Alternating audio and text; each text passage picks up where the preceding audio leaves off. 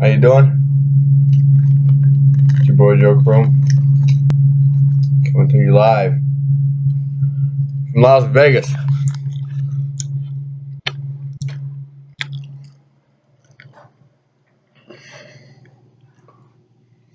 Yeah, just got here 2 hours ago. Nice, but it's been a long journey, right, Ash? Long ass journey. Let's see where it started. Um, Planet Fitness. Paul Deitch, first person that ever kind of persuaded me into any certain style of training, which is bodybuilding. So he really kind of gave me the itch to start this whole entire process 3 years ago. I'm gonna try to explain the story and the process. It doesn't mean these people are above anybody else for assisting me to do this, but I'll try to make it a story as a timeline. So starting with Paul. So I probably would not be here if it wasn't for Paul. Um, Planet Fitness didn't really work out for me in the end. Ended up at Steel Mill Gym in Lackawanna, where obviously some awesome ass people down there, which obviously got me to do the show. But I went to my first show, which was the Can-Am in spring at Nichols, and I was like, okay, I think I want to do a show, and this is the show I want to do. The only show I've ever went to, so I kind of was like, okay, that's the one. That's the one I'm gonna do. Whatever. I was kind of talking to people down at the gym, saying like, hey, this is. I might end up doing this. Then ended up talking to Eugene Ring one day. We're usually a bunch of nods when I saw him. Never really hi, bye, not even to that extent.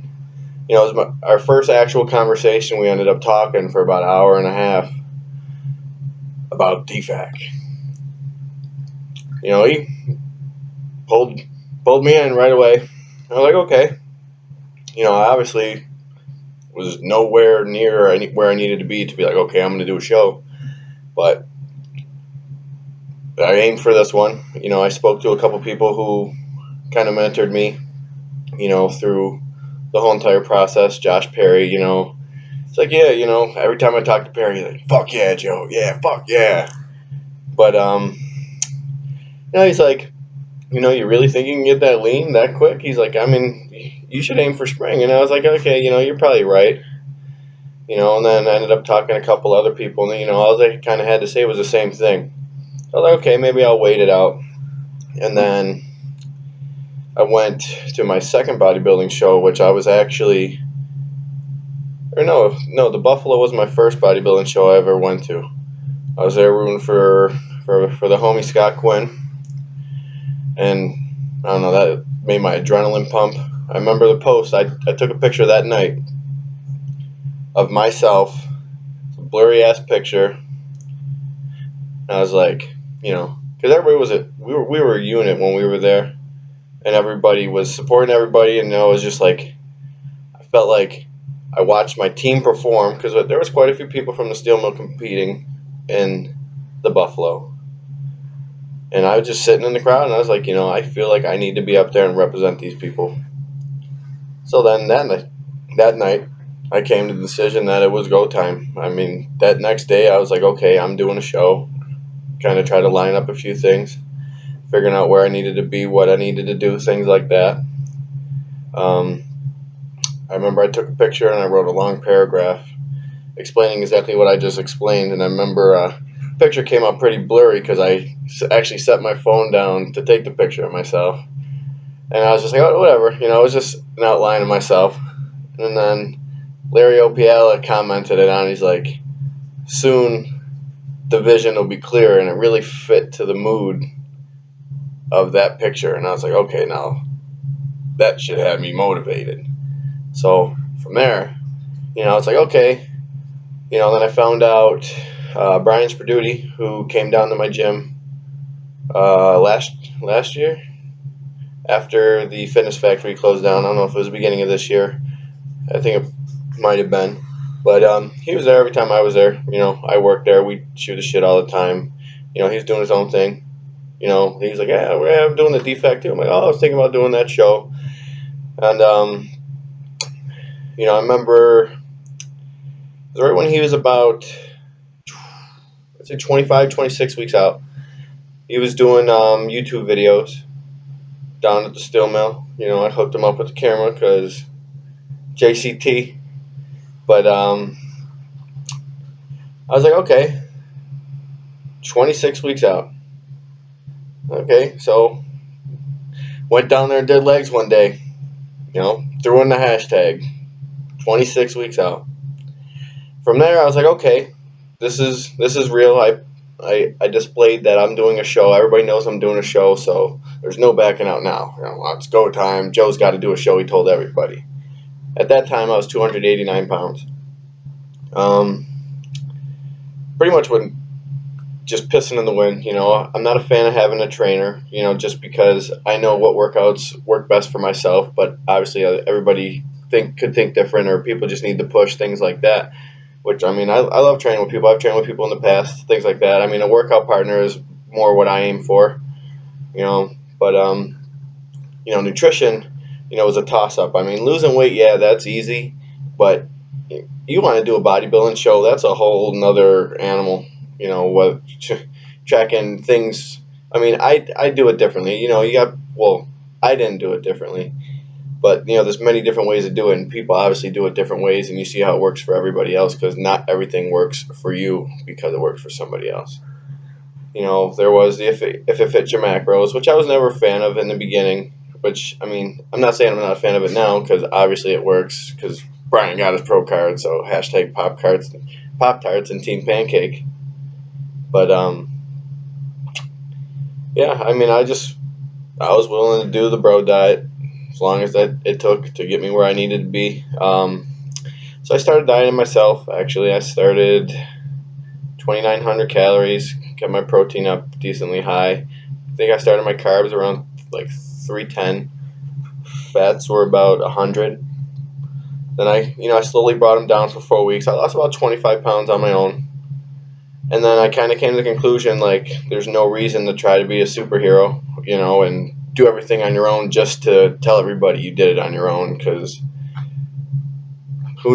especially if I had no idea what I was doing, I just was losing weight at that point in time. So I don't know where if I would have continued to do that, where I would have ended up. Like everybody, oh, you lost 25, that's a good start. Like yeah, okay, I'm doing something right. Then you know, I wanted the water deplete just because I wanted that type of not necessarily wanted that type of experience, but I felt like that's what was needed to look my best. So that was one of the reasons why I was pretty picky about who did my diet, just for that exact aspect. So, I remember when I first went down there, um, there's always this motherfucking douchebag making a lot of noise with an ocean spray bottle, and his name's Arthur. I remember talking to Antonio Carmichael, and he's like, "Yeah, man, this kid did his own shit. I don't know what he did, but his exact thing. That motherfucker was shredded." That's what he said. I was like, yeah. I looked at his picture. I'm like, that motherfucker was shredded. He did his own thing, water depleted, things like that. Kids in school for it. Like, okay. Had no clients. I trusted him. Anybody wants a first shot at something that they're trying to portray, I'm willing to stand by your side 100%. Talked to him when I was 4 weeks into my prep. So, probably spoke to him in the beginning of May. I told him like, it was. I was like, oh, you want to do my diet for me for my show? He's like, well, I'm gonna have to charge you. I'm like, okay. Um, so we set out. I told him what needed to be done. He did his calculations based on height, things like that, whatever. And 11 days later, May 11th is May 11th. I started my whatever, but whatever we started. Um, He had everything to a T. Whatever he told me, I listened. You know, he had me track my sodium the whole time, my potassium, fiber. I ate the same exact food every single day, my whole entire prep. Just switching out carb sources. You know, Started with I ate beef. Beef was the only thing I ate my whole entire prep. Nothing else besides peak week. I ate beef. Beef and brown rice was the beginning couple weeks. Mixed vegetables, asparagus. Um, Fasted cardio hour every morning. Every morning. Um, I ended up losing like it was hit or miss really. I mean, sometimes I'd lose 8 pounds in a week, sometimes I'd lose three, sometimes I'd be stuck for 2 weeks, but I made it up in the end. Um, yeah, but he really depicted everything to exactly how it needed to be because I couldn't imagine myself looking any better than I did from coming from losing 100 pounds for a show and looking how I did. I was completely impressed because I was 189 pounds shredded 3 years ago, and I looked like absolutely nothing like I look right now, and I weigh that exact weight right now. And so that was pretty impressive. I mean, I can't thank that kid enough for really even even the certain things like when he would add certain things in my diet, like broccoli. He wanted me to eat like I love broccoli with the spray butter. But he's like, nope, we're tracking sodium, so you got to watch the spray butter. I'm like, I'm not weighing out some damn spray butter. So I was like, okay, I can't eat the broccoli by itself. So I told him, like, any other ideas? Shit, I give him 48 hours. He'd come at me with something else to fit for that broccoli, and we'd roll that one out.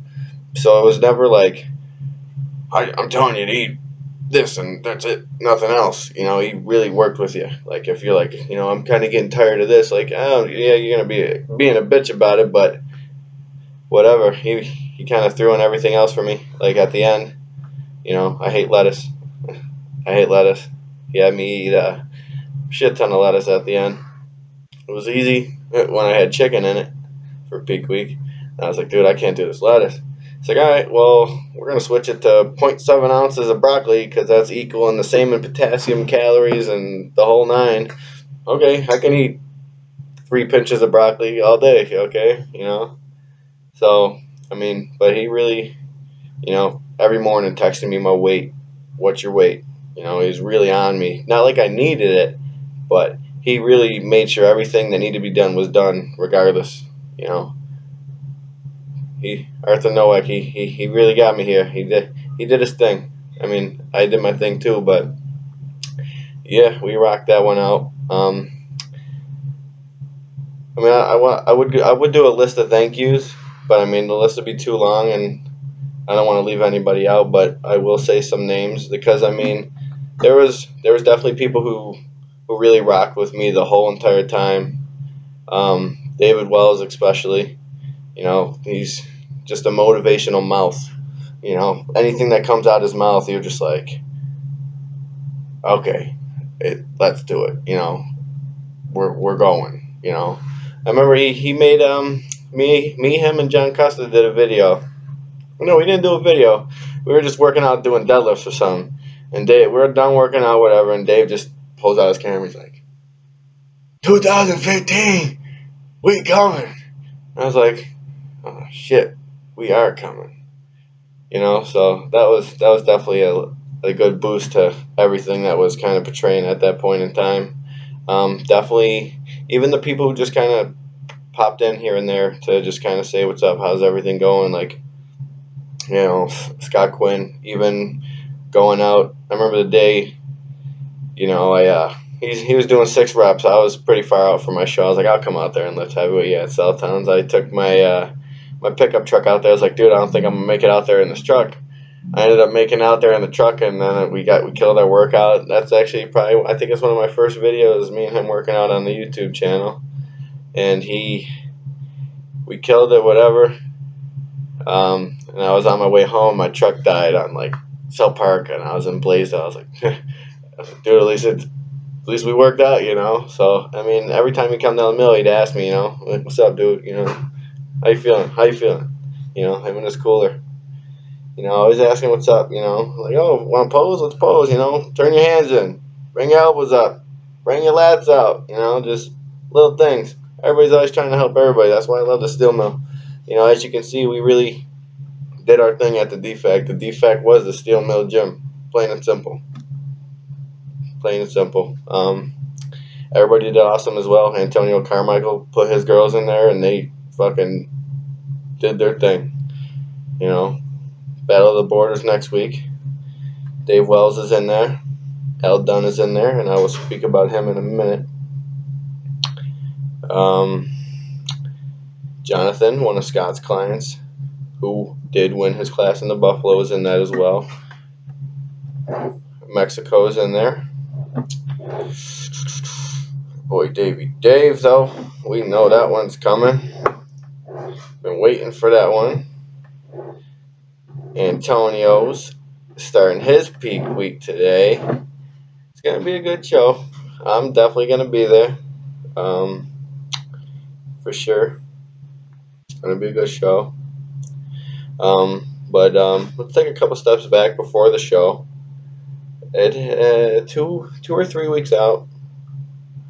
I didn't pay for shit for the show pretty much. I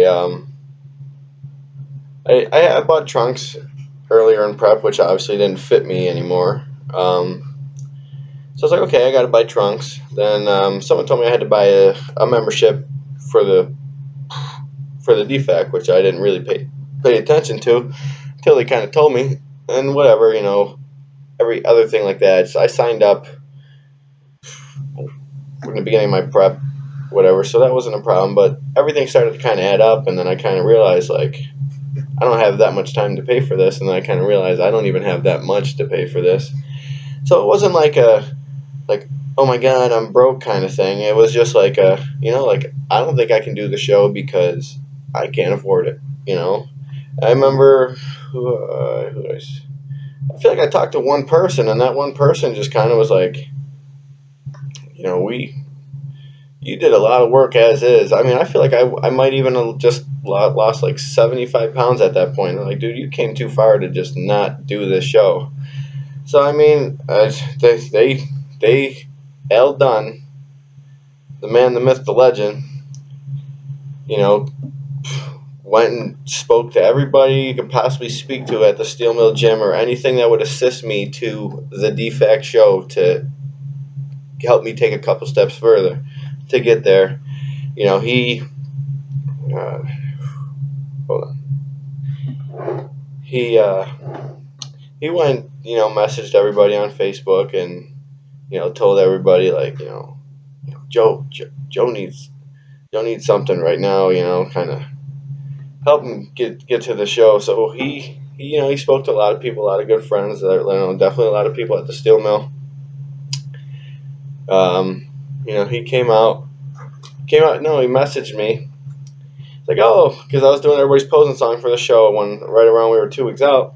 Like, oh, I got a couple songs for you to do it for. I'm like, okay, I'll be there. $5 a song. So I come down there. He, yeah, what's up, Joe? We're shooting the shit, whatever. And he's like, all right, Joe. I really don't need a song from you. It's like, this envelope right here is for you. He gives me an envelope, and it's got a bunch of names on it, and I'm just like, kind of in shock. He's like, listen. He's like, everybody wants to see you do good. You came way too long to do this show and not do it. So I mean, just the fact that he even said that to me was kind of like, whoa, okay, this is kind of serious. So I was listening, and then he goes on to explain, like, he's like, listen, there's quite a bit of money in this envelope that these people around here just sponsored you. He's like, you are sponsored by every single one of these people. It's like, dude, you slide the envelope even closer. Like, listen, your spray tan's covered. Defect cards covered. Everything in this envelope, paid for my nutrition, everything. And I was in shock that whole entire day. That was one thing, like, you'll never expect from people at a gym, plain and simple.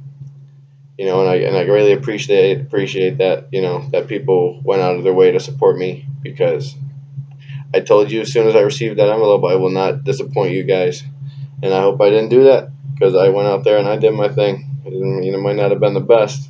Fourth place, hashtag last place, no trophy, but I had a blast. I got to see Brian get his pro card, and all the girls did awesome.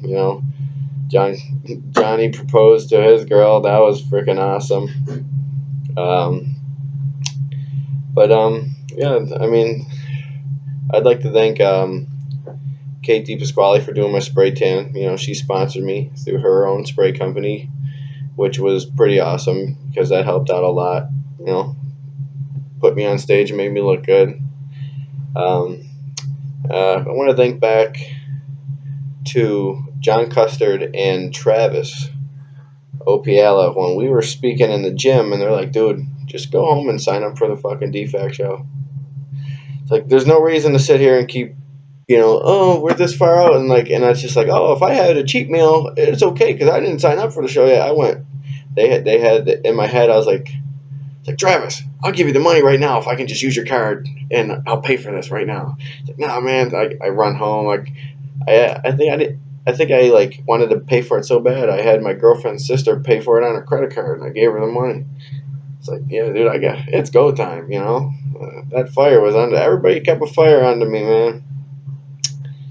It was motivating, and then progression of myself. Even when I had people come up to me like, dude, like Chuck Jaworski. I remember he came up to me. He said, dude, I looked at you like 3 weeks ago, and I didn't think you would be ready, but you're starting to look good, and that just like the small things like that, you're just kind of like, we're moving forward, and then, I don't want to say it was hard because it wasn't, but there's other things. It's not just like you don't have a life and you can just go to the gym when you want to go to the gym and eat your food and pay for your food and do your thing, and there's nothing else that matters. I had a baby April 11th, and I started prepping a month after that, and I love my daughter a lot. She's my life, as well as my fiance, who's in the bathroom because we're in Vegas. She's getting ready. Say hi. I don't think they heard her, but yeah, she was awesome through this whole entire thing. Even her parents, like just watching the baby when I had to train my clients, even just go to the gym and cardio and things like that. I couldn't do this without them. It's not a me thing, it's a we thing, especially when you're in this type of situation where it's not just you, yourself, and you. So everything worked out pretty good. I definitely thought I would have placed higher yesterday, but looking at the pictures and, I definitely, I was ready for a show, but I wasn't ready to compete against who I competed against. I mean, I lost 100 pounds, plain and simple. I'm not using that as an excuse. I think that's pretty awesome, plain and simple. I went on stage, I lost 100 pounds. I did a bodybuilding show. I went on stage, but, everybody was super excited, which made me super excited. I mean, I loved my posing routine. I actually hit my most muscular so hard that my leg still hurts. Um, I don't know. Everybody had fun. I definitely was a crowd favorite, but everybody earned what they got. I mean, my class was pretty interesting, but I mean, if you really look at the pictures, you see what was and what wasn't. Um, but I met some awesome people. The people in my class are some cool ass people. Um, Definitely gonna get some lifts in at Steel Mill for sure. Got to pose next to Siobhan, which was awesome. See, I'm in Vegas and I just heard a baby cry in the hallway. I thought it was my daughter. Snapchat, it is your daughter. Oh, it is my daughter on Snapchat. See, I was getting nervous. I know her laugh, but I really hope I didn't miss any steps of this process. You know, I look out for everybody. That's my main thing. They call me Joey Come Through at the gym. Brian's for duty. I tell everybody whenever they need something, even if they don't ask me if they need something, I tell them what I have to offer just to make sure there's no trouble around me. If I gotta go out of my way to make something easier for somebody else, I'm gonna do it.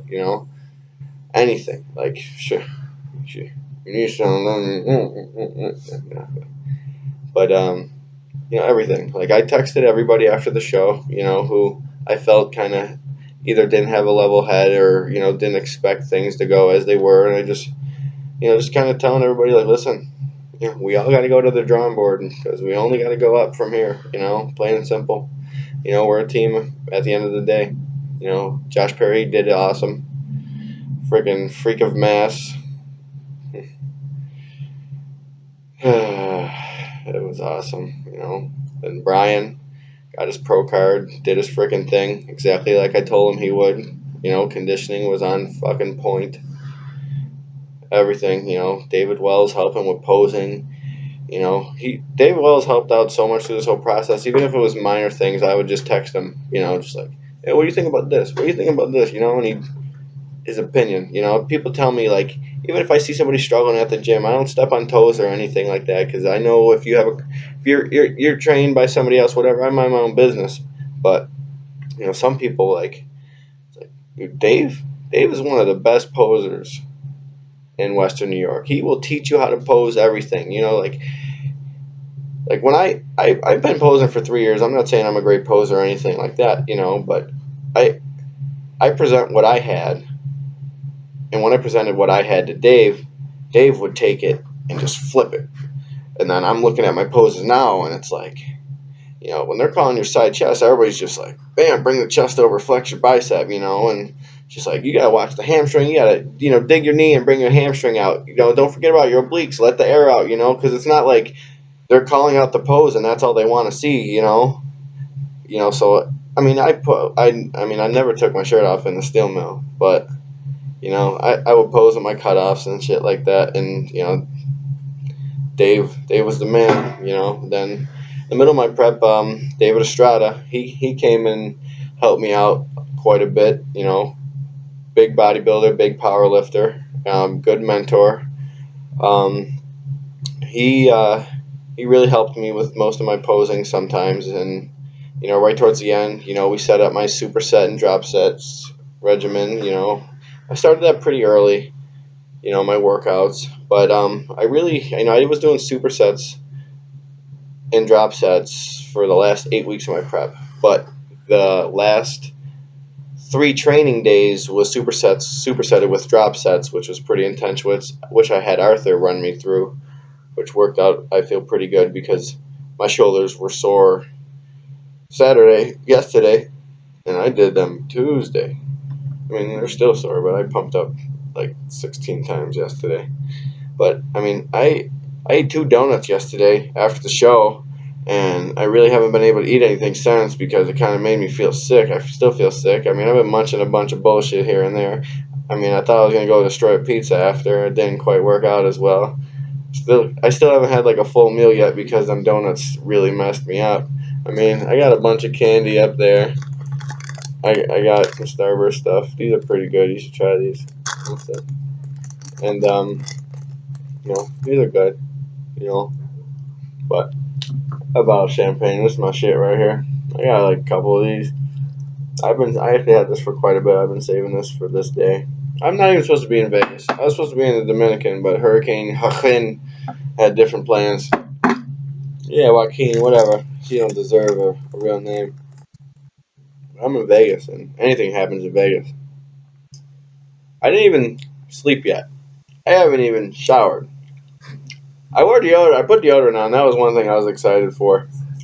But I mean, as soon as I got home, I went out to Bar Louie. That hung out with Romer, Joe, Eugene, freaking everybody. That was cool. Even though I couldn't handle the drink, and that really messed my tummy up. Set up a couple things.